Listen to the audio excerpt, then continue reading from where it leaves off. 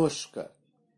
প্রাণারামের মাধ্যমে সম্প্রচারিত ভারত কথার গ্রন্থি মোচনের 603তম পর্বে আপনাদের সবাইকে জানাই সাদর সম্ভাষণ। মহামতি অনন্তলালের পরম আশীর্বাদে আমরা শুনে চলেছি পুণ্যশ্লোকী ভারত কথা।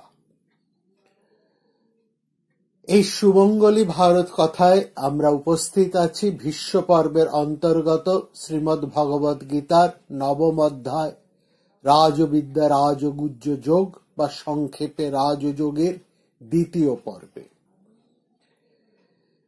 এই যে রাজবিদ্যা রাজগুহ্য যোগ, এখানে যে রাজযোগের কথা বলা হচ্ছে, এই যে জ্ঞানের কথা বলা হচ্ছে, এই জ্ঞানটি এখানে সাধারণ অর্থ, তার সাথে বিজ্ঞান কথাটি এখানে রয়েছে, জ্ঞান ও বিজ্ঞান। এখানে দেখব তিনি জ্ঞান এবং বিজ্ঞান দুয়ের কথা বলছেন। এই দুয়ের কথার মধ্যে আমরা এখানে আসছি। তিনি কি বলছেন? শ্রীকৃষ্ণ বলছেন ইদং তুতে গুহ্যতমং। গুহ্যতমং মানে এই তোমাকে, এই অতি গূঢ়, গুহ্যতমং প্রবক্ষ্যামি, তোমাকে আমি বলবো, অত্যন্ত গুহ্যতম কথা আমি তোমাকে বলবো।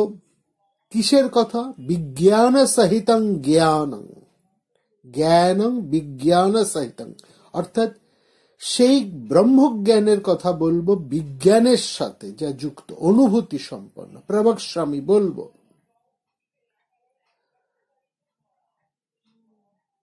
যা শুনে, ইয়দ জ্ঞাতম্য, যা শুনে অশুভাৎ মোক্ষসে, তুমি সংসার বন্ধন রূপ অশুভ থেকে মুক্ত হবে। অনসূয়বে,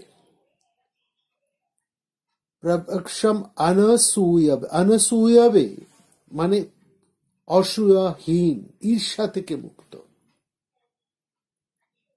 মানুষের মনে যদি অসূয়া, তুচ্ছতা, ক্ষুদ্রতা থাকে, তাহলে তার হৃদয়ে আধ্যাত্মিক সত্য প্রবেশ করতে পারে না।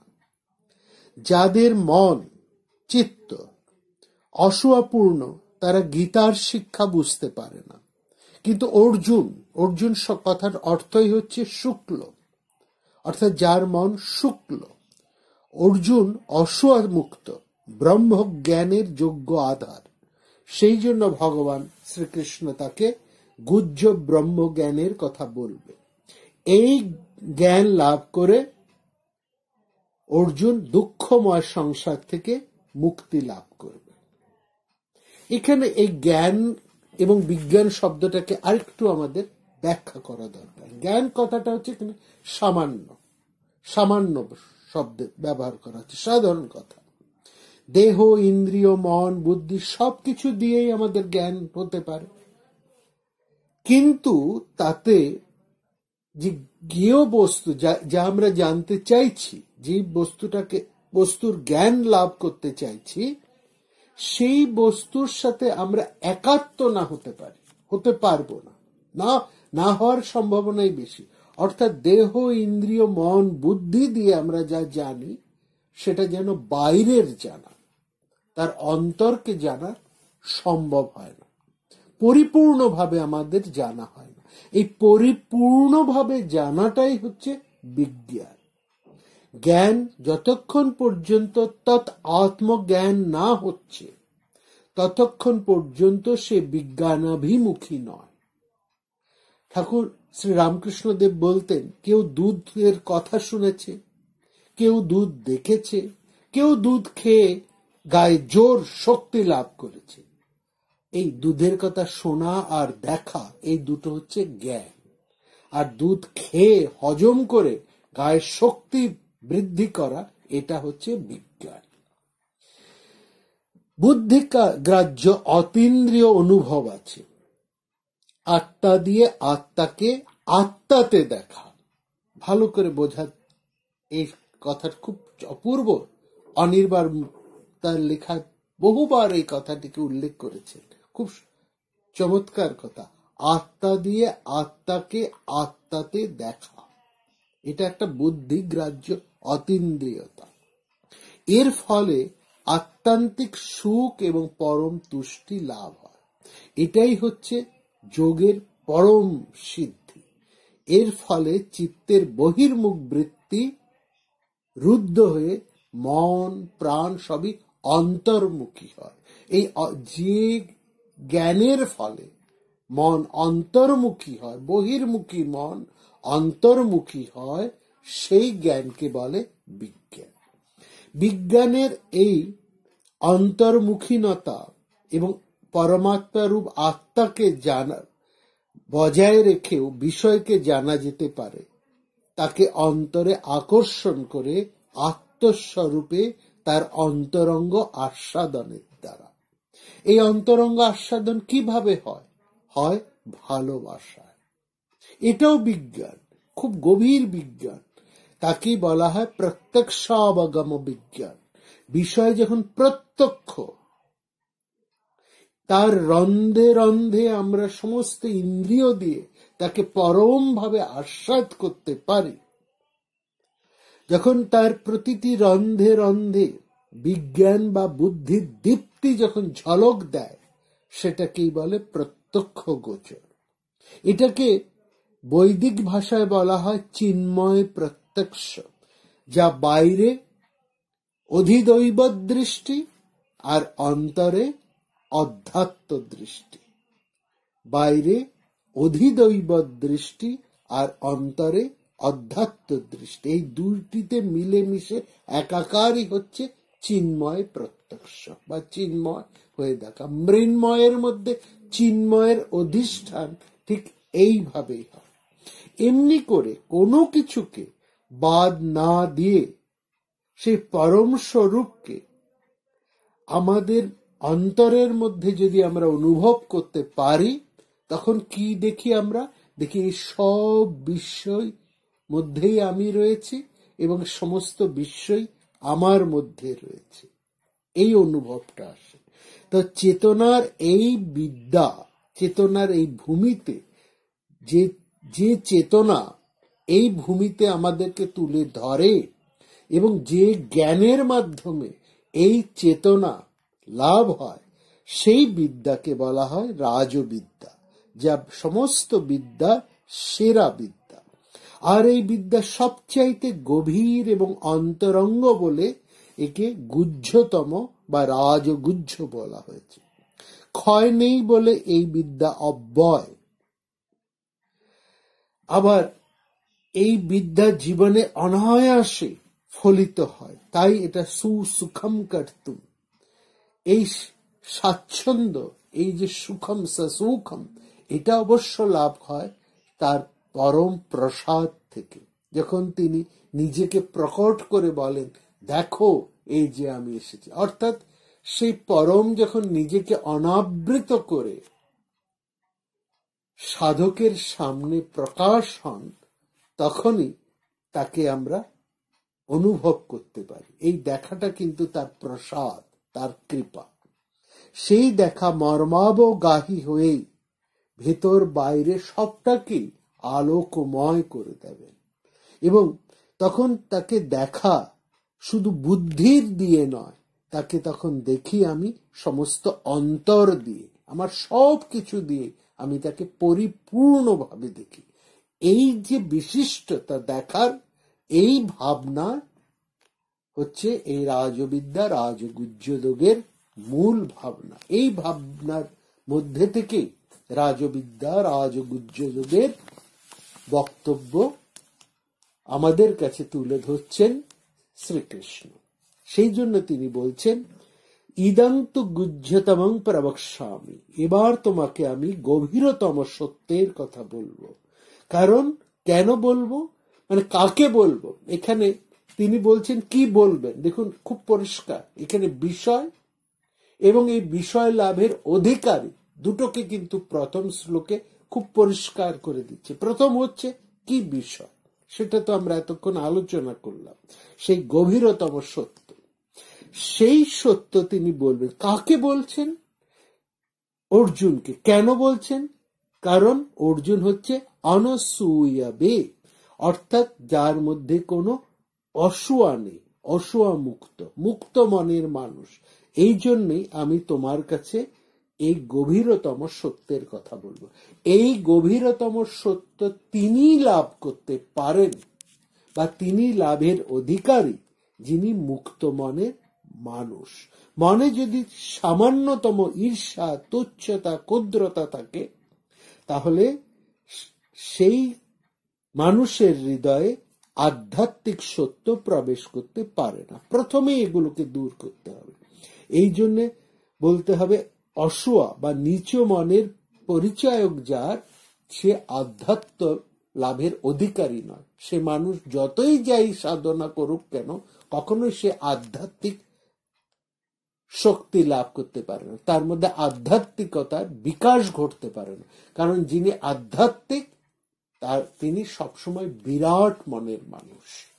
এটাই হচ্ছে, তিনি একমাত্র বিরাট মনের মানসিকতা সম্পন্ন মানুষই মহৎ সত্যকে উপলব্ধি করতে পারেন। এই কথা যে তিনি এই নবম অধ্যায়ে শ্রীকৃষ্ণ বলছেন তা নয়, আমরা দেখব অষ্টাদশ অধ্যায় শ্রীকৃষ্ণ কিন্তু আবার মনে করিয়ে দেবেন, যাদের চিত্ত অসূয়াপূর্ণ তারা এই আমার কথার মর্মার্থ বুঝতে পারবে না। যাই হোক, এখানে শ্রীকৃষ্ণ অর্জুনকে বলছেন তুমি অসূয়া থেকে মুক্ত, অতএব এই পরম গুহ্য সত্যের কথা আমি তোমাকে বলবো। গুহ্যম এবং গুহ্যতমম অর্থ হচ্ছে গুড়ো এবং গুড়তম, গভীর এবং গভীরতম। তমম মানে সর্বোচ্চ মান, তরমের উপরে তমম। গুহ্যম গুহ্যতরম গুহ্যতমম প্রবক্ষ্যামি, আমি তোমাকে বলবো। এই যুগের বিশেষত্ব কি না? জ্ঞান বিজ্ঞান সহিত, এতে আছে বিজ্ঞানের সাথে জ্ঞানের কথা, জ্ঞান ও অনুভূতির অবগতির কথা। যে উদাহরণ আগে আমরা দিয়েছি ঠাকুরের কথায়, দুধ দেখা, দুধ শোনা আর দুধ খেয়ে শরীরে শক্তি বাড়ানো। দুধ নিয়ে চর্চা হলো জ্ঞান, আর দুধ খেয়ে পুষ্টি লাভ করা হচ্ছে বিজ্ঞান। ঠিক সেরকম আধ্যাত্মিক জ্ঞানের সঙ্গে চাই আধ্যাত্মিক অনুভূতি বা উপলব্ধি, অর্থাৎ এক প্রথম পর্যায় থেকে দ্বিতীয় পর্যায়ে উত্তরণ। যদি আমাদের জ্ঞান বাড়ার সঙ্গে সঙ্গে আমাদের প্রজ্ঞা না বাড়ে, আমরা অনেক পড়াশুনো করলাম, অনেক কিছু জানলাম, কিন্তু আমাদের প্রজ্ঞা বৃদ্ধি পেল না, আমরা বুকিশ নলেজে ভরপুর হয়ে রইলাম, তাহলে আমাদের জীবন কিন্তু দুঃখময়। সেই জন্য বলা হচ্ছে জ্ঞানের সাথে প্রজ্ঞাকেও আমাদের বাড়িয়ে যেতে হবে। শুধু জ্ঞানটাই মূল লক্ষ্য নয়, তার সেই জ্ঞানের উপলব্ধিটাকে, সেই যা লাভ করলাম, যা শিক্ষা আমরা শিখলাম, তাকে নিজের জীবনের মধ্যে ফলিত করতে হবে, ফলিয়ে তুলতে হবে, তাই হয়ে উঠতে হবে। শুধু শিখলাম না, তাকে নিজের জীবনে প্রয়োগ করে তাই হয়ে উঠতে হবে। আবার সেই হয়ে ওঠার কথা, যে আমাদের বারবার বলছে আধ্যাত্মিকতা আর অন্য কিছু নয়, হয়ে ওঠা। যে অবস্থায় ছিলে সেই অবস্থার থেকে উন্নততম অবস্থায় উঠে যাওয়া। এই জন্যই বলা হচ্ছে আধ্যাত্মিকতা একদিনের সাধনা নয়, এক জীবনের সাধনা নয়, এ হচ্ছে জন্ম জন্মান্তরের সাধনা, প্রতিদিনের সাধনা, অনুক্ষণের সাধনা। এই তপস্যা নিরন্তর তপস্যা। তার ফলে কি হবে? এই জ্ঞান এবং বিজ্ঞান, এই জ্ঞান বিজ্ঞান সহিতম যা জ্ঞাতা মৎস্যসে অশুভাত, যা জেনে সব অশুভ থেকে মুক্ত হবে। শুভ হচ্ছে যা কিছু মঙ্গলজনক, আর অশুভ হচ্ছে সমস্ত যা কলুষ, যা তমস, সমস্ত কলুষ বা তমস থেকে মুক্ত হবে। এই কথাটির উপরে এই প্রথম শ্লোকটি ভীষণ জোর দিচ্ছে। এবার কি বলছে? এই বিষয়টাকে আরো বিস্তৃতভাবে ব্যাখ্যা করছে দ্বিতীয় শ্লোকে। সেখানে বলছে এই দ্বিতীয় শ্লোকের প্রত্যেকটা শব্দ ভীষণ ভীষণ গুরুত্বপূর্ণ। গভীর তাৎপর্যপূর্ণ। এই জন্য এই দ্বিতীয় শ্লোকটাকে আমরা আজকে বিশেষ করে আলোচনা করব। কি বলছে এখানে? বলছে রাজবিদ্যা রাজগুজ্জম পবিত্রম ইদম উত্তমম প্রত্যক্ষাবগমং ধর্মং সুসুখম কর্তুম অব্যয়ম ইদম। এই ব্রহ্মবিদ্যা রাজবিদ্যা রাজগুজ্জম উত্তমম, উত্তম, পবিত্রম, পবিত্র, প্রত্যক্ষ অবগমং সাক্ষাৎ ফলপ্রদম, ধর্মং, ধর্মসঙ্গীতম, ধর্মসঙ্গত অর্থাৎ যুক্তি আছে, নীতি আছে, এমনি এমনি নয়। অর্থাৎ এই ধর্মকে, এই জ্ঞানকে তুমি টেস্ট করতে পারো, সেই জন্য বলছি এখানে ধর্মসঙ্গত। কর্তুম, অনুষ্ঠান করতে যদি পারো, তুমি যাকে যদি সঠিকভাবে একে যদি প্রয়োগ করতে পারো, অনুষ্ঠান মানে একে তোমার জীবনে প্রয়োগ করতে পারো, একে তুমি পরীক্ষা করে নিজের জীবনে যদি একে প্রয়োগ করতে পারো, তাহলে এই জ্ঞান তোমার সুসুখম, তোমার অশেষ সুখ এবং অক্ষয়, এই অক্ষয় সুখ তোমাকে দেবে। অক্ষয় সুখ অর্থে এখানে শুভ, তোমার কল্যাণ, অক্ষয় কল্যাণ হবে তোমার। অক্ষয় ফলযুক্ত হচ্ছে এই জ্ঞান। সব জ্ঞানের মধ্যে একে আত্মজ্ঞানের যে শ্রেষ্ঠতা, এই আত্মজ্ঞানের শ্রেষ্ঠতার কথাই এখানে বলছি। প্রথম শব্দটা হচ্ছে রাজবিদ্যা। সমস্ত বিদ্যার রাজা হচ্ছে এই বিদ্যা। এখানে বিদ্যা বলছে বিজ্ঞান, জ্ঞানের পার। জ্ঞান হচ্ছে তত্ত্ব, বিজ্ঞান হচ্ছে তার অনুভূতি।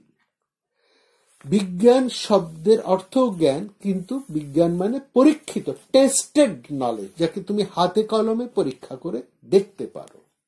বিদ্যা শব্দটার অর্থ এখানে বিজ্ঞান, রাজবিদ্যা এবং সমস্ত জ্ঞানের মধ্যে হচ্ছে শ্রেষ্ঠ বিদ্যা।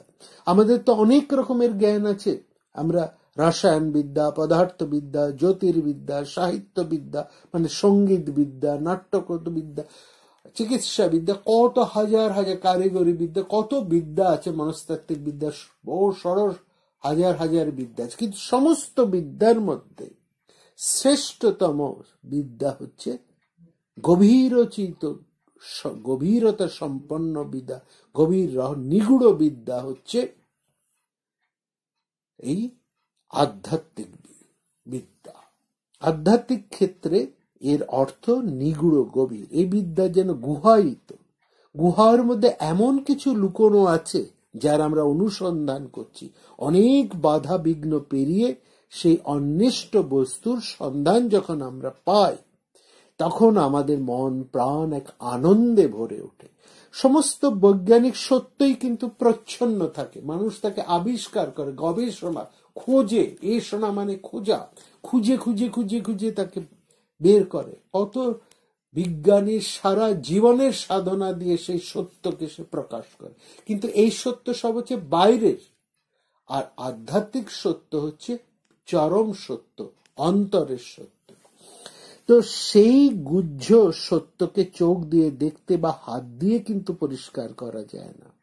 একে অত্যন্ত নিগুড় এই সম্পদকে, এই জ্ঞানকে লাভ করতে হলে গভীরে ডুব দিতে হবে। যেমন মুক্ত পেতে হলে সমুদ্রে ডুব দিতে হয়, সেই জন্য একে, এও ঠিক সেই রকম। সেই জন্য একে বলা হচ্ছে রাজবিদ্যা রাজগুজ্জ। এরপরে আসছে পবিত্রম ইদম উত্তমম। এই রাজবিদ্যা মানুষকে পবিত্র করে, তার কল্যাণ সাধন করে। এর ফল অক্ষয় কল্যাণ। অন্যান্য যা কিছু আবিষ্কার, তার থেকে আমাদের সাময়িক কিছু তৃপ্তি হতে পারে, অনন্ত তৃপ্তি হয় না। তৃপ্তির সাথে সাথে তার আবার অতৃপ্তিও আছে, কিন্তু এর কোনো নেগেটিভ ব্যাপার নেই, সবটাই পজিটিভ। এবং তা পুরোবার নয়, অক্ষয়, অব্যয় এখানে, এবং তার ফল সবসময় কল্যাণময়। এখানে একটা ভীষণ দামি কথা বলা হয়েছে প্রত্যক্ষাবগমং ধর্মং। দৈনন্দিন অভিজ্ঞতার মধ্যে দিয়ে আমরা একে অনুভব করতে পারি, অর্থাৎ প্রতিক্ষণ আমি একে পরীক্ষা করতে পারি, এবং সমস্ত কিছু বিষয়ের মধ্যে আমার প্রতিদিনের জীবনের মধ্যে আমি এরকে অনুভব করতে পারি।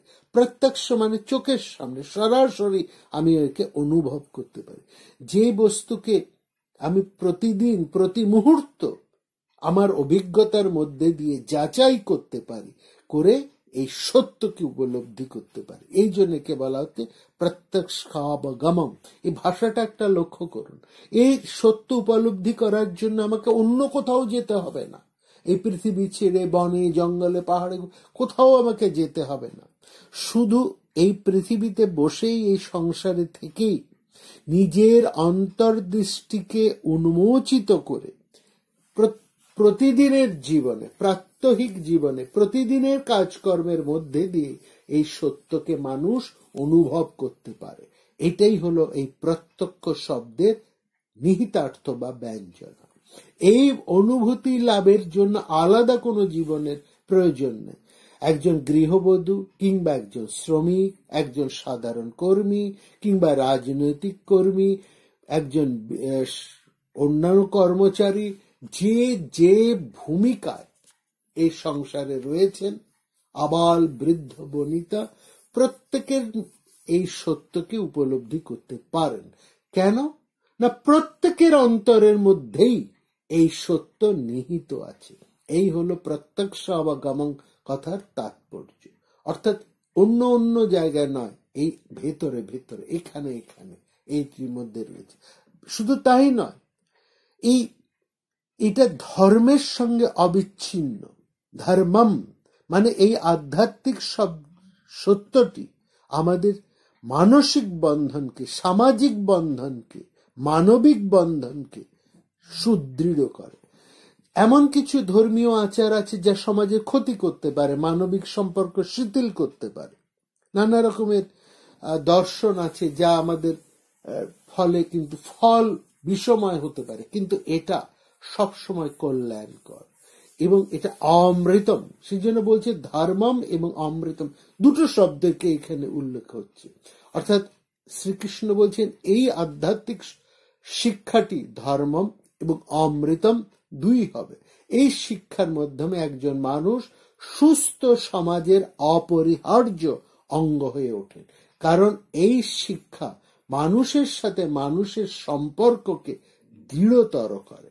ধর্মম এবং অমৃতম এই দুটোকে গ্রহণ করলে আমাদের অন্তরের অন্তর্নিহিত অবিনশ্বর যে দৈব সত্তা বর্তমান, তারও আমরা অনুভূতিকে লাভ করতে পারি। সেই জন্য এটাকে ধর্মম এবং অমৃতম এই কথাটি বলা হচ্ছে। আসলে সংহত এবং এই কথাটা, এই ধর্ম এবং অমৃত, এটা আবার আমরা যখন দ্বাদশ অধ্যায়ে যাব সেখানেও এই শ্লোক দুটো, এই শব্দ দুটো আমরা পাবো, ধর্মম এবং অমৃত।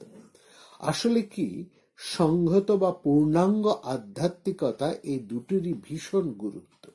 যে সমাজে আমরা বাস করি, যে সমাজে আমরা কাজকর্ম করি, সেখানে আমার দায়িত্ব আমি পালন করছি, তার সাথে সাথে সেই সমাজের সঙ্গে আমার নিজের সত্তাকে আমি উপলব্ধি করছি। অর্থাৎ আমি এটা বুঝতে পারি যে আমি সব কিছুর মধ্যে এক হয়ে আছি। এই সমাজ আমার থেকে আলাদা নয়। আমার চারপাশে যা কিছু আছে তার থেকে আমি আলাদা কিছু নই, আমি তার মধ্যে, এবং সবকিছুই আমার মধ্যে বর্তমান। এ কি চমৎকার একটা ধারণা, একটা সমন্বয় ধারণা। বাইরের জগতেও আমি চলছি, আমার অন্তর জগতের মধ্যেও আমি চলছি। অর্থাৎ বাইরের জগৎ এবং অন্তর জগৎ মিলেমিশে একাকার। আমার যে শাশ্বত স্বরূপ, যে আত্মা, যার দিকে আমি ধীরে ধীরে এগিয়ে চলেছি, এই যে ভেতর এবং বাইরের উভয় দিকের যে যাত্রা, বাইরের কর্ম এবং ভেতরের কর্ম, বাইরের অনুভূতি এবং ভেতরের অনুভূতি, বাইরের যজ্ঞ এবং অন্তর্যাগ, এই দুই একসঙ্গে সমন্বিত করে আমাকে কি তুলে দিচ্ছে আমার হাতে? না অমৃতের পাত্র এনে দিচ্ছে। এই হচ্ছে সেই জ্ঞানের প্রভাব। সেই জন্য বলছেন শ্রীকৃষ্ণ, আমি তোমাকে এমন এক সত্যের কথা বলবো, এমন এক দর্শনের কথা বলবো যা প্রত্যক্ষাবগমং ধর্মম, একটা অসাধারণ বৈশিষ্ট্য। কিন্তু বলছেন এই পথ কি খুব কঠিন? কিন্তু শ্রীকৃষ্ণ এখানে বলছেন না, মোটেই কঠিন না। সুসুখম কর্তুম, সুসুখম কর্তুম মানে খুব সহজ সাধ্য। এখানে এই ধর্মের নামে কোনো ভয় দেখানো নয়, কোনো কঠিন পথের মধ্যে চায় না, কোনো রহস্যময় দুর্বোধ্য ব্যাপার নয়, কিন্তু খুব সহজ করে বলছে, খুব সহজ ভাবে বলছেন। এই ব্যাপারটা খুব সহজসাধ্য, সরল। আর সহজ বললে যে এর মূল্য কম তা নয়। এই পথ অব্যয়ম, এই পথে যা ফল না হবে সেটা হচ্ছে শাশ্বত অক্ষর। এই অধ্যায়ে শ্রীকৃষ্ণ যে গভীর তত্ত্ব বলতে যাচ্ছেন, এই হচ্ছে তার ভূমিকা। এখানে তিনি, এই অধ্যায়ে আমরা কি শুনবো শ্রীকৃষ্ণের মুখে? এখানে আমরা শুনবো জীবন, কর্ম এবং পারস্পরিক সম্পর্কের মধ্যে দিয়ে গিয়ে এই জন্মেই আমাদের চরম অধ্যাত্ম অনুভূতি আমাদের লাভ করতে হবে, এবং সেটা আমরা এই জন্মে এই কর্মের মধ্যে দিয়েই, এই সংসারে বসেই, এই ভূমিকাতেই আমরা সেটা লাভ করতে পারবো। সেই জন্য এখানে একটা বিশ্বজনীন, এই ধর্মটা একটা বিশ্বজনীন ধর্ম, একটা বিশ্বজনীন ভাবনা এর মধ্যে ছড়িয়ে আছে। সুসুখম কর্তুম এবং অব্যয়, এই শব্দ দুটোর অর্থ তাহলে দাঁড়ালো সহজসাধ্য অথচ অক্ষয় ফলপ্রদ। ভগবানকে ভালোবাসা সহজ ব্যাপার, আর তার ফলও অনন্ত। কিন্তু প্রশ্ন হচ্ছে, যদি এত সহজ হয়, এত ভালো হয়, তাহলে আমরা কেন এই ব্যাপারে আকর্ষণ বোধ করি না, কেন মনোযোগী হই না? নিজেকে আত্মা বলে উপলব্ধি করা তো সহজ সরল ব্যাপার। আমার ভেতর তো আত্মা আছে, এটা আমি অনুক্ষণ বুঝতে পারছি। একটা মানুষ আজকে আছে, কালকে নেই, সে মারা গেছে, তার মানে তার আত্মা তার থেকে বেরিয়ে গেছে, তার প্রাণ বেরিয়ে গেছে। এর মধ্যে তো লুকোবার কিছু ব্যাপার নেই, রহস্যজনক দুর্বোধ্যতাও কিছু নেই, আছে এবং নেই। যা দুর্বোধ্য আমরা তো তাকে করতে চাই না, এটা খুব রহস্য নেই এর মধ্যে, খুব সহজ, অত্যন্ত সহজ ব্যাপার। শ্রীকৃষ্ণ এই কথাই বলবে, কিন্তু মানুষ এটা শুনতে চায় না, মন দিয়ে এটা বুঝতে চায় না, এই গভীরতার মধ্যে মগ্ন হতে চায় না। কারণ ওই যে অধিকারীর কথা আমরা গত পর্বে আলোচনা করেছি, অধিকারী এই কথা বোঝার, এই সহজ কথা, সরল কথাটা বুঝতে পারে তো একজন সহজ সরল মানুষ। একজন জটিল মানুষ কি সহজ কথাকে গ্রহণ করতে পারে? তার কাছে খুব সোজা কথা বললেও সে সেটাকে বক্র ভাবে নেবে, কারণ তার মনটাই বক্র, তার অন্তরটাই বেঁকে আছে। সুতরাং সে কোনো সহজ কথা সহজভাবে নিতে পারে না। সেই জন্য অধিকারী পর্যায়ে শ্রীকৃষ্ণ প্রথমেই বলেছেন, তোমাকে সহজ হবে, ওরে মন সহজ হবে। এই সহজ হলেই সে কিন্তু এই সহজ জ্ঞান, অথচ এই অমৃত জ্ঞানকে সে ধারণ করতে পারে। এইটি হচ্ছে এর মূল কথা। এখানে আমরা যে সত্যটা পাচ্ছি, এই সত্যকে শ্রীকৃষ্ণ বলছেন তুমি এটাকে পরীক্ষা করতে পারো, বিজ্ঞানসম্মত, কারণ তাকে পরীক্ষা করতে পারো। এখানে পৃথিবীর আর কোনো ধর্মে কিন্তু একথা বলা হয় না যে মানুষ স্বরূপত নিত্য মুক্ত, নিত্য শুদ্ধ আত্মা, এবং এটা প্রত্যেক মানুষই তা উপলব্ধি করতে পারে না। এই বৃহদারণ্যক উপনিষদে আমরা অপূর্ব একটা মন্ত্র শ্লোক পাই, উপনিষদং পুরুষং প্রচ্ছাম। শিষ্য আচার্যকে প্রশ্ন করছেন, উপনিষদে যে মহান পুরুষের কথা বলা হচ্ছে তার সম্পর্কে আমরা আপনার কাছ থেকে জানতে চাই।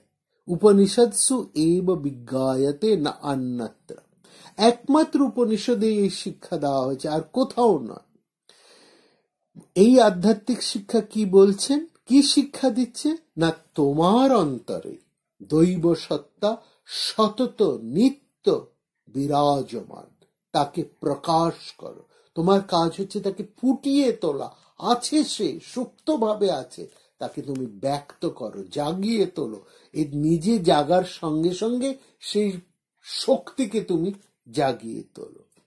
সেই শিক্ষাই এবার শ্রীকৃষ্ণ দিচ্ছেন অর্জুনকে, কারণ অর্জুন এই শিক্ষা পাবার অধিকারী, তার মনে কোনো ঈর্ষা নেই। সে অনসূয়বে, তোমার ভেতরে যে ছাই চাপা আগুন আছে সেই ছাইটাকে সরিয়ে দিতে হবে। এটা সহজ কাজ, সুসুকম কর্তুম। এর জন্য আমাদের একটা প্রয়াস চাই, একটা নিরন্তর প্রয়াস। এই প্রয়াসটার সঙ্গে একটা নিবিড়তর যোগ রয়েছে, এবং এই শিক্ষাকে, এই যে আধ্যাত্মিক যে সত্যকে, একে আমরা কিন্তু প্রতিদিন প্রতি মুহূর্তই যাচাই করতে পারি। এই জন্য শ্রীকৃষ্ণ বলছেন, প্রত্যক্ষাবগমং ধর্মং সুসুখম কর্তুম অব্যয়ম। দৈনন্দিন জীবনে আমরা আনন্দ পেতে পারি, প্রাত্যহিক জীবনকে আমরা আনন্দ মণ্ডিত করে তুলতে পারি, এক আনন্দোচ্ছ্বাস দিব্যানন্দে আমরা ভরে থাকতে পারি। সব সময় সমস্ত বেদনার মধ্যে আমরা কিন্তু আনন্দময় থাকতে পারি, শোকের মধ্যেও আমরা কিন্তু অশোকও থাকতে পারি। কিভাবে? এর জন্য এই আনন্দের উদ্বোধন ঘটানোর প্রক্রিয়াটা কি? এই প্রক্রিয়াটা হচ্ছে আধ্যাত্ম প্রক্রিয়া। তার এই প্রক্রিয়াকে বলা হচ্ছে ভক্তির। এই আমাকে ভালোবাসতে হবে, যিনি আমার হৃদয়ে নিত্য বিরাজমান, আমার সমস্ত কর্ম আমি যেন তাকেই সমর্পণ করি। এইভাবে যখন আমরা আধ্যাত্মিকতার সাধন করি, তখন সারাটা দিন আমাদের মন প্রাণ এক আনন্দের ভাবে বিভোর হয়ে থাকে। এই আনন্দে দেখুন, একজন গৃহবধূ, তিনি সারাদিনের যে কাজ করছেন, এই কাজটা তিনি যদি তার প্রিয়তমের উদ্দেশ্যে করেন, তখন তার এই উদয়স্ত পরিশ্রম আর তার কাছে পরিশ্রম বলে মনে হয় না। সে সারা দিন এক আনন্দে ভরপুর হয়ে থাকে। তাহলে এই আনন্দের উৎসটা হচ্ছে ভক্তি, ঈশ্বর অন্তর্যামী ঈশ্বরের প্রতি ভক্তি। একটু মাত্র আধ্যাত্ম সাধনার মধ্যেই আমরা তার স্পর্শ পেয়ে থাকি। খানিক সুখ স্পর্শ আমাদের মনকে উচ্চ ভূমিতে তুলে নিয়ে যায়। দৈনন্দিন জীবনে আনন্দ বলতে আমরা এই আনন্দকেই বুঝি, অন্য কোনো আনন্দ না। ভালো খাওয়া, ভালো পড়া, ভালো থাকা, এটা তো ক্ষণিকের, আজ আছে কাল নেই। আজকে ভালো খেলে কালকে তা ভালো নাও লাগতে পারে। আজকে যে আনন্দ আছে কালকে সে আনন্দ থাকবে এমন কোনো গ্যারান্টি নেই। আজকে যে ধনী কালকে সে ধনী থাকবে তারও কোনো গ্যারান্টি নেই। কিন্তু এই যে আনন্দ, যে আনন্দের কথা এখানে বলছি, যা আধ্যাত্ম সাধনার মধ্যে দিয়ে আমরা যার স্পর্শ পেয়ে থাকি, তা অব্যয়ম, তার কোনো ব্যয় নেই, তার কোনো শেষ নেই। আমরা সেই আনন্দে সদানন্দ হয়ে থাকতে পারি। এগুলো আমাদের কি প্রেরণা দেয়? চরিত্রের পরিবর্তন, দৃষ্টিভঙ্গির পরিবর্তন, আমাদের ব্যক্তিত্বের পরিবর্তন যদি আমরা সত্যি ঘটাতে পারি, তাহলে এই সত্যকে আমরা উপলব্ধি করতে পারি। কি সত্য? কি এই প্রেম বা আনন্দ হচ্ছে ঈশ্বর স্বয়ং। তিনি আমার হৃদয়ে আত্মা রূপে রয়েছেন। সেই সর্বব্যাপী, সেই বিরাটকে, তাকে আমি ঈশ্বর বলি বা অন্য কোনো নামে অভিহিত করি, সেই সত্যকে আমি আমার জীবনে যদি একবার অনুভব করতে পারি, যিনি আমার জীবনে প্রতিষ্ঠিত, তাহলেই আমার জীবন সব কিছু পাল্টে যাবে। এইটাই হচ্ছে মূল কথা। এখানে এই প্রত্যক্ষ অবগমন কথাটি এত গুরুত্ব বলা হচ্ছে। এই জ্ঞানের মধ্যে শ্রীকৃষ্ণ বলছেন প্রত্যেকের জন্মগত অধিকার। কেউ কাউকে এই আনন্দ পাওয়া থেকে, এই জ্ঞান লাভ থেকে বঞ্চিত করতে পারে না। এইটাতে প্রত্যেকেই সাধনা করে, তপস্যা করে এই জ্ঞানকে অর্জন করতে পারে। শুধু মনে রাখতে হবে, আমাদের এই দেহ মনের আড়ালে যে মহামূল্যবান বস্তু লুকিয়ে আছে, আমাদের চোখ এবং ইন্দ্রিয়গুলো বাইরে ছোটাছুটি করে সেই বস্তুকে প্রত্যক্ষ করতে পারছে না। আমাদের ভেতরে যে সত্য আছে, তাকে খুঁজে বার করার সামর্থ্য আমাদেরকে অর্জন করতে হবে। সেটা আমরা কিভাবে করতে পারবো? না, আমাদের জীবনের মধ্যে আধ্যাত্মিকতার বিকাশ ঘটে, আমাদের দৃষ্টিভঙ্গিটাকে একটু পাল্টে দিয়ে, আমাদের মনোভাবকে একটুখানি বদলে দিয়ে, এই হচ্ছে মূল কথা। এবং সেটা যদি আমরা করতে পারি, তাহলে আমাদের দৈনন্দিন জীবনের শত সহস্র কর্ম ব্যস্ততার মধ্যেও আমরা তাকে সব সময় অনুভব করতে পারব। এটি হচ্ছে একদম সবচাইতে এই শ্লোকের মর্মার্থ। এই কথাই তিনি বারবার বলছেন যে এই বিশুদ্ধ চৈতন্য রূপে সর্বজীবের হৃদয়ে অধিষ্ঠিত হয়ে রয়েছেন সেই পরমাত্মা, সেই সত্য। তাকে এই পৃথিবীতে, এই জীবনে, আমাদের দৈনন্দিন কর্মব্যস্ততার মাধ্যমে আমরা উপলব্ধি করতে পারি। এটি হচ্ছে এর মাহাত্ম্য, এই হচ্ছে গীতার বাণীর মাহাত্ম্য। এই বাণী সমস্ত মানুষের পক্ষে, দেশ, কাল, জাতি, বর্ণ, ধর্ম নির্বিশেষে সবার পক্ষে সমানভাবে প্রযোজ্য। যেমন কর্মনিষ্ঠ মানুষের পক্ষে, তেমনি কর্মত্যাগী তপস্বীর পক্ষেও। তবু এখানে বলা হচ্ছে যে কর্মনিষ্ঠ মানুষের জন্যই যেন এই বাণী বিশেষ করে ছড়িয়ে দেওয়া হয়েছে। আধ্যাত্মিক জীবন মানে সমগ্র বিশ্বের মধ্যে নিজেকে ছড়িয়ে দেওয়া, এটা আমাদের সবিশেষ বুঝতে হবে। এই চেতনা যাদের নেই তারা দূরদৃষ্টিহীন, আর এই চেতনা যাদের আছে তারা অনন্ত দৃষ্টি সম্পন্ন। তারাই ভবিষ্যৎ দৃষ্টি, তারা ভবিষ্যৎ দেখতে পারেন, তাদেরই একটা নির্দিষ্ট লক্ষ্যে আছে। কারা এই জ্ঞান লাভ করতে পারে না, কারা লাভ করতে পারেন তার কথা বলা হয়েছে। এবার কারা এই জ্ঞান লাভ করতে পারবেন না তার কথা এবার এখানে বলছেন এই শিক্ষার প্রতি যারা শ্রদ্ধাহীন, এই শিক্ষার ফল সম্পর্কে যাদের কোনো বিশ্বাস নেই, প্রত্যয় নেই, এবং যারা সংসারের সঙ্গে বিশেষভাবে অতিমাত্রায় আসক্ত হয়ে আছে, এই সত্যকে তারা লাভ করতে পারে না। অশ্রদ্ধানা, তাদের কি বলা হচ্ছে? এই বিশ্বাসহীন মানুষ, যাদের প্রত্যয় নেই, ধর্মশস্য, এই ধর্ম সম্পর্কে, এই দর্শন সম্পর্কে যাদের বিশ্বাস নেই, যাদের প্রত্যয় নেই, তারা অপ্রাপ্যমাং নিবর্তন্তে, আমাকে উপলব্ধি না করেই, আমাকে লাভ না করেই তারা ফিরে আসে। কোথায় ফিরে আসে? মৃত্যু সংসার বর্তনী, এই মৃত্যুময় সংসারের পথে। এই হলো অধ্যাত্ম জগতের মূল ভাব। একদিক থেকে এটা হলো সাধারণ মানুষের জীবন, কিন্তু অনেক মানুষ আছেন যারা অনুভব করেন এই ইন্দ্রিয়গ্রাহ্য জীবনটা জীবনের বাইরের দিক। এছাড়াও জীবনের অন্য একটা গভীরতর সত্য রয়েছে। উপনিষদের ঋষিরা সেই গভীরতার অনুসন্ধানকে জীবনের ব্রত হিসেবে গ্রহণ করেছিলেন। মানুষের ব্যক্তিত্বে সেই গভীরতর মাত্রাটা কি? সেই মাত্রাটা হচ্ছে প্রত্যেক মানুষের মধ্যেই এক অনন্ত আধ্যাত্মিক একটা দিক আছে, সেটিকে অনুভব করাই হচ্ছে জীবনের উদ্দেশ্য। শুধু খাওয়া পরা আর ভোগ, এই ব্যাপারে মানুষের আর পশুতে কোনো তফাৎ নেই। শুধু মানুষ মার্জিত রুচির সাথে এগুলো করতে পারে, না হলে এই কাজ তো মানুষও করে, পশু করে। তাহলে কোন দিক থেকে মানুষের অনন্যতা? না, মানুষ তার ধর্ম, তার প্রকৃতি এবং তার আত্মস্বরূপের অন্বেষণ করতে পারে। এই অন্বেষণ কিন্তু পশু করতে পারে না। যদি যে মানুষ এই অন্বেষণ করে না, এই সত্যের সন্ধান করে না, এই তপস্যা যার জীবনে নেই, সে কিন্তু পশুর সমান। কিন্তু মানুষের কি পশু হয়ে ওঠা তার একমাত্র লক্ষ্য? বেশিরভাগ মানুষ তো পশুর জীবনই যাপন করছে, কারণ তার জীবনে কোনো তপস্যা নেই। সেই জন্য শ্রীকৃষ্ণ এখানে বলছেন অশ্রদ্ধানা পুরুষা ধর্মসস্য পরন্ত্রপ। হে অর্জুন, এই মহান ধর্মের প্রতি যাদের বিশ্বাস বা শ্রদ্ধা নেই, এই ধর্ম কোন ধর্ম? না, এই ধর্ম বা এই অনুভব কি? এই অনুভব বলছে, এই ধর্ম বলছে যে আমাদের শরীর মনের অতিরিক্ত একটা উচ্চতর সত্তা আমাদের আছে। আমাদের সত্যকার প্রকৃতিটা হলো আধ্যাত্মিক, এবং আমাদের সবার মধ্যেই এক অভিন্ন আত্মা বিরাজ করছেন।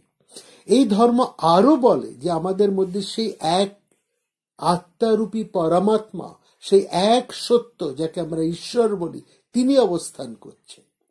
যারা এই তত্ত্বে বিশ্বাস করেন না, তাদের কি পরিণতি হয়? অপ্রাপ্যমান। তারা সেই সত্যকে অনুভব করে না। মাম বলতে এখানে সেই পরম রূপে ঈশ্বর শ্রীকৃষ্ণ এখানে নিজেকে প্রকট করছেন। তারা আমাকে পায় না, আমি সবার অন্তরে প্রত্যগাত্মা রূপে বিরাজমান। সেই বিশুদ্ধ অনন্ত চৈতন্যকে তারা লাভ করতে পারে না। না পেরে তারা কি হয়, নিবর্তন্তে মৃত্যু সংসার বর্তনী, তারা এই সংসারে ফিরে ফিরে আসে, যে সংসার মৃত্যুময় অর্থাৎ পরিবর্তনশীল এবং বিনাশশীল। এখানে শ্রীকৃষ্ণ মাম এই বারবার বলছেন। আসলে এই ভূমিতে যিনি প্রতিষ্ঠিত হবেন তারাও কিন্তু মাম বলেই বলবে। তারা বুঝতে পারবেন যে পরমাত্মার সাথে তার কোনো আলাদা তফাৎ নেই, সেই এক, তার সেই ভূমিতে প্রতিষ্ঠিত হয়ে কিন্তু একজন মানুষ উচ্চারণ করেন অহম ব্রহ্মাস্মি, আমি সেই ব্রহ্ম, আমি তাকে জেনেছি, আমি তাকে লাভ করেছি। এবং কি লাভ করে কি জেনেছ না, আমি জেনেছি যে আমার সাথে তার কোনো তফাৎ নেই। আর কি জেনেছ না, আমি জেনেছি এই বিশ্বই আমি এবং সমস্ত বিশ্বই আমার মধ্যে রয়েছে। যে উপাদানে এই বিশ্ব তৈরি, সেই উপাদান দিয়েই আমি তৈরি। আমি সেই পরম সত্য, আমি অক্ষয় অব্যয়, আমার শোক ভয় কোনো কিছু নেই, আমি শুদ্ধ মুক্ত নিত্য এবং আনন্দময়। এটা তখন আর কথার কথা বুলি মাত্র থাকে না, তার তখন সত্যকার উপলব্ধি হয়। এতটাই সত্য যে সে তার জীবনে কোষ্ঠী পাথরে বিচার করে করে তাকে সে অনুভব করেছে। যে সত্য পরীক্ষিত সত্য, সেই সত্য থেকে টলানো যায় না। আর যে সত্য কেবলমাত্র বাচনিক সত্য, গোড়ামির সত্য, তা কিন্তু পলে পলে ভেঙে যায়, পদে পদে সে বিশ্বাস নষ্ট হয়ে যায়। কিন্তু এই সত্য হচ্ছে পরীক্ষিত সত্য। এই জন্য এই ধর্মকে বলে বিশ্বজনীন ধর্ম। এই ধর্ম হচ্ছে বৈজ্ঞানিক ধর্ম। You can test it and you can feel it. এই হচ্ছে মূল কথা। এই শ্লোক, তৃতীয় শ্লোকের এটি হচ্ছে বক্তব্য। তারপরে তিনি বলছেন এই সমগ্র বিশ্বের মধ্যে আমি ছড়িয়ে আছি, মায়া ততম ইদম সর্ব। এই অনুভূতি সব সাধকই করতে পারে, প্রত্যেক মানুষই কিন্তু এই অনুভূতি করতে পারে। এখানে শ্রীকৃষ্ণ বলছেন সেই স্তরে তিনি অধিষ্ঠিত হয়ে, এবং শ্রীকৃষ্ণ নন, প্রত্যেকটা মানুষ রাম শ্যাম যদু মধু প্রত্যেকেই ওই কৃষ্ণ হতে পারেন, সেই অনুভূতি স্তরে গিয়ে পৌঁছতে পারেন। সেখানে গিয়ে সেই অমৃতের মতো বলতে পারেন যে ও দেখো, এখানে এসে আমি সেই জিনিসকে জেনেছি। যেমন উপনিষদের ঋষি একেবারে সেই সত্যকে জেনে বলছে, একেবারে আপ্লুত হয়ে বলছেন আমি সেই পরম সত্যকে জেনেছি। ঠিক সেরকম ভাবে প্রত্যেক মানুষই কিন্তু তার জন্মগত অধিকার আছে, এবং সে চেষ্টা করলেই, তপস্যা করলেই সে সেই সত্যকে জান করবে। কি সে জানবে? জানবে যে এই ব্যক্ত বিশ্ব সম্পূর্ণভাবে আমার দ্বারা পূর্ণ। এখানে কৃষ্ণ না, এখানে আমি আপনি প্রত্যেকেই আমরা সেই স্তরে গিয়ে এটাই উপলব্ধি করতে পারবো কি না, এই ব্যক্ত বিশ্ব সম্পূর্ণভাবে আমার দ্বারাই পূর্ণ। ততম মানে পরিব্যক্ত, আমি সেই অনন্ত বিশুদ্ধ চৈতন্যের দ্বারা পরিব্যক্ত। এই সংসারে যা কিছু বিদ্যমান, যা আদিতে ছিল, আজও তা অনুস্যূত হয়ে আছে। যদি সেখানে না থাকতো তবে এখানেও তা থাকতো না। একটা সবকিছুর মধ্যেই সেই অনন্ত চৈতন্য অবস্থান করছেন, সর্বত্র পরিব্যক্ত। সেই অচিন্তনীয় সত্য, সেই অচিন্তনীয় সত্যকে উপলব্ধি করে। যেমন আধুনিক বিজ্ঞানীরা বুঝতে পাচ্ছেন যে এই বিশ্ব জড় নয়, এই বিশ্বের পেছনে রয়েছে এক সনাতন চৈতন্য সত্তা। দেখুন, আধুনিক বিজ্ঞান যা সবেমাত্র যা উপলব্ধি করতে পারছেন, এই কথা কিন্তু কত হাজার হাজার বছর আগে আমাদের ঋষিরা তা অনুভব করেছিলেন, উপলব্ধি করেছেন, এবং সেখানে সেই অনন্ত চৈতন্যের সাথে একীভূত হয়ে তারা বলছেন সব কিছুই আমার দ্বারা পরিব্যাপ্ত, মায়া ততম ইদম সর্বম। আমার স্বরূপটা কি? জগৎ অব্যক্ত মূর্তি না, এই জগতে আমি অব্যক্ত মূর্তি ধারণ করে আছি। আর একটা বস্তুকে কেটে ফেললেও সেখানে কিন্তু অনন্ত চৈতন্যকে আমি দেখতে পারবো না, যদিও সেটা সেখানে বিরাজ করছে। এই জন্য সে বিরাজ করছে এক অপ্রকাশিত অবস্থায়, সেই জন্য সেটাকে বলা হচ্ছে অব্যক্ত মূর্তি। কোনো ইন্দ্রিয়ের দ্বারা, বাইরের কোনো দৃষ্টি দিয়ে তাকে খুঁজে পাওয়া যায় না। এই বিজ্ঞানী আজও এই সত্যের অনুসন্ধান করে চলেছে। কি এই অব্যক্ত মূর্তি? কি সেই অব্যক্ত মূর্তি যা জড়বস্তুর মধ্যে প্রচ্ছন্ন হয়ে আছে? প্রচন্ড চেষ্টার ফলে বহু যুগের সাধনায় আজ বিজ্ঞানীরা অনুভব করতে পারছেন যে সে এক সত্য রয়েছে সমস্ত জড়বস্তুর মধ্যেও। আণবিক বিজ্ঞানের সাম্প্রতিকতম আবিষ্কার হলো এই চৈতন্য পার্থিব জগতের এক অপরিহার্য অংশ। তার ভূমিকা হচ্ছে দ্রষ্টা। এই অনুসন্ধান যদি বিজ্ঞান অব্যাহত রাখে তাহলে তারা কিন্তু সেই পরম সত্যেই উপনীত হবেন যা শ্রীকৃষ্ণ এই শ্লোকে বলেছেন, যা আমাদের ঋষিরা হৃদয় দিয়ে অনুভব করেছেন। এই অব্যক্ত মূর্তি অনন্ত অপ্রকাশিত পরম চৈতন্য যা প্রত্যেক বস্তুর মধ্যে বর্তমান। তাকে দেখতে গেলে চর্মচক্ষু লাগে বা চর্মদৃষ্টি চক্ষু দৃষ্টি দিয়ে তা দেখা যায় না। তাকে দেখতে হয় অন্তর্দৃষ্টি বা অন্তর্ভেদী দৃষ্টি শক্তির সাহায্যে। সেই দৃষ্টির মধ্যে দিয়ে আমরা প্রত্যেক মানব সত্তার মধ্যে তাকে প্রত্যক্ষ করতে পারি। প্রকৃতির মধ্যে তাকে আমরা যেমন তাকে দেখতে পাই, তেমনি সমস্ত প্রাণীর অন্তরে তাকে খুঁজে পাই আমরা তাকে। এইটাও সমস্ত ভৌত বিজ্ঞান জীব বিজ্ঞানে মূল কথা। সেখানে এই জন্যই বলছেন, এই তার জন্য সমস্ত কিছুর মধ্যেই একটা সুসংহত সুসম্পর্ক যুক্ত একটা ঐক্য রয়েছে যা সুপরিচালিত। সমস্ত বৈচিত্র্যের মধ্যে এই হচ্ছে ঐক্য। এই ঐক্য কি না? চৈতন্য। সমস্ত ঐক্যের মূলেই রয়েছেন সেই চৈতন্য চেতনা যা সবকিছুর মধ্যে বর্তমান। অব্যক্ত মূর্তি বলতে এই সর্বব্যাপী চৈতন্যকেই বুঝিয়েছে। বাকি সব আমাদের কাছে স্পষ্ট, আমরা তাদের দেখতে পারি, নাড়াচাড়া করতে পারি, স্পর্শ করতে পারি, কিন্তু এই চৈতন্যকে আমি আমার এই চর্মচক্ষু দিয়ে দেখতে পারি না, স্পর্শ করতে পারি না, তার অস্তিত্ব আমি অনুভব করতে পারি না। আমি তার অস্তিত্বকে অনুভব করতে পারি কিভাবে না? এই জগতের নানা ঘটনার মধ্যে দিয়ে সে কিন্তু ক্রমবিকাশ ঘটিয়ে চলেছে, তাকে ব্যক্ত করে চলেছে। জগৎ কথার অর্থ হচ্ছে নিত্য পরিবর্তনশীল। সেই জন্য শ্রীকৃষ্ণ বলছেন, আমি এই জগতে অনুস্যূত হয়ে আছি, সমগ্র ব্রহ্মাণ্ডে পরিব্যাপ্ত হয়ে আছি। মস্থানি সর্বভূতানি, সমস্ত জীব বস্তু আমাতেই অবস্থান করছে। না চাহং তেষু অবস্থিত, আমি কিন্তু তাদের মধ্যে নেই। তারা আমাতে অবস্থান করে, আমি কিন্তু তার মধ্যে অবস্থান করি না। এর অর্থ এই যে আমি তাদের কারো মধ্যেই আলাদা আলাদা ভাবে অবস্থান করি না, আমি সম্পূর্ণভাবে মুক্ত। অতএব মৎস্থানি সর্বভূতানি, সমস্ত জীব আমাতেই অবস্থান করছে, আমাকে ছাড়া তাদের কোনো অস্তিত্ব থাকতে পারে না। তারা কেউ আমাকে সার্বিকভাবে আবদ্ধ করে রাখতে পারে না। এটাই হলো অসীম সত্যের স্বরূপ।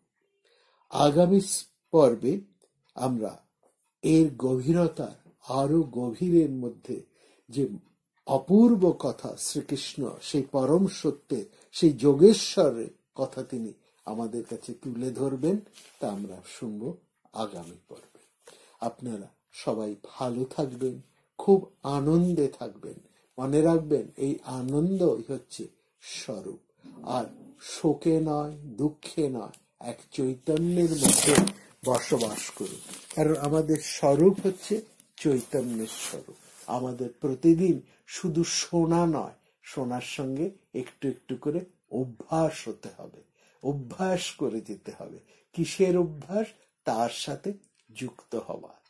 যিনি আমার প্রিয়তম, তার সাথে আমি যেন প্রতিদিন প্রতি মুহূর্ত যুক্ত হয়ে থাকতে পারি, তারই অভ্যাস করে থাক। এই অভ্যাসের জন্যই কোনোদিন কখনোই নির্ভারত হয়ে থাকবেন না। নমস্কার।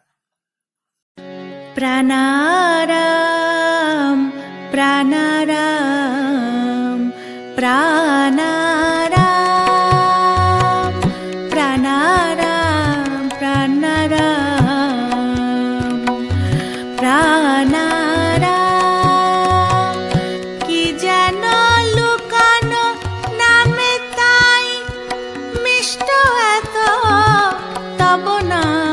প্রাণারাম প্রাণারাম